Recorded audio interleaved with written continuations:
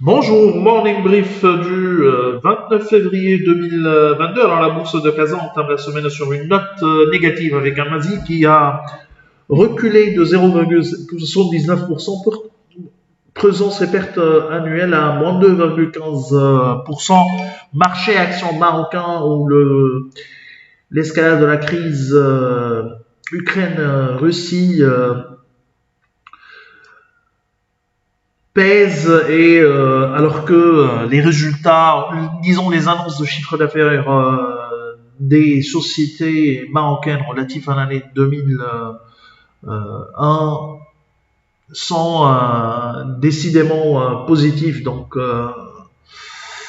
la tendance ou les craintes liées aux perspectives 2022 prennent le dessus sur la confirmation de la forte reprise des bénéfices et de l'activité d'une manière générale relative à 2021. Pour lire tous nos commentaires et également notre avis sur les publications des sociétés, je vous invite à visiter bien sûr et à nous lire sur le site Alpha Mena. Pour ce morning, on a choisi trois publications et on vous commentera après. Juste pour ce qui est des volumes de la séance, de cette première séance de la semaine, volume d'échange de plus de 133 millions de dirhams où BCP était le titre le plus actif avec un volume qui dépasse les 28 millions 893 000 dirhams. Quartier Saad aligne un peu Fortos avec des gains de 5,99%. Les millions du Maroc font 4,99%. Manège gagne encore 4,14%. Doha reprend 4,11% et Stobis en Afrique qui a gagné 4,06%. Côté baisse, on a Alliance qui recule de 6%. Afrique Gaz cède de 5,89%. Total Énergie Marketing Maroc devise de 5,67%, un repli de 4,34% pour Lafarge Holcim Maroc et Société des Boissons du Maroc qui a accusé un repli de 3,81%. Alors pour Manège, c'était une année record. Hein.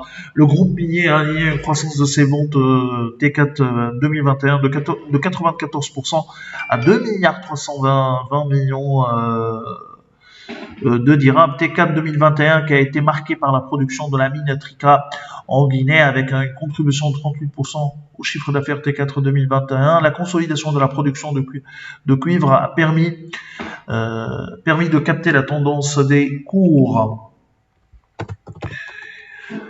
Sur l'ensemble de l'année 2021, Manège a réalisé un chiffre d'affaires de 7 milliards 420 millions de dirhams, un nouveau sommet et qui dépasse nos attentes, une progression de 57% en rythme annuel. L'endettement net consolidé s'établit à 4 milliards 340 millions de dirhams, en recul de 1 milliard 150 millions de dirhams par rapport à 2020. Les chiffres de management sont supérieurs donc à nos attentes. Notre modèle sera ajusté sur la hausse dans les prochains jours. Alors, Autohol a réalisé un chiffre d'affaires 2021 en ligne avec nos attentes après une année 2020 difficile suite à la crise Covid-19. L'activité commerciale a repris des couleurs qui est traduite à travers ou par une augmentation des ventes véhicules particuliers de 32% par rapport à 2020 et 6% par rapport à 2019.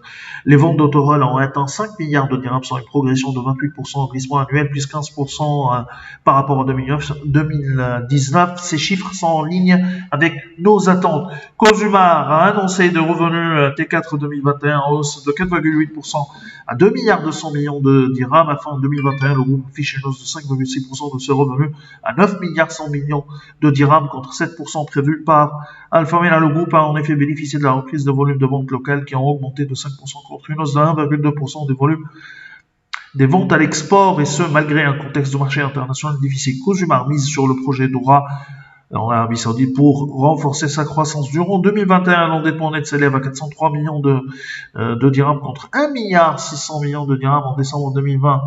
À fin 2021, les investissements ont totalisé 268 millions de dirhams. Les réalisations de 2021 de Cosumar se sont globalement en ligne avec nos attentes. Pour lire encore plus sur les autres sociétés, mais également notre avis et l'impact de ces publications sur nos prévisions et nos modèles de valorisation des sociétés cotées marocaines, nous vous invitons à consulter notre site www.alphamena.net. C'est tout ce qu'on a donc pour ce matin. Nous vous remercions pour votre attention. On vous donne rendez-vous pour demain matin. Au revoir, à demain.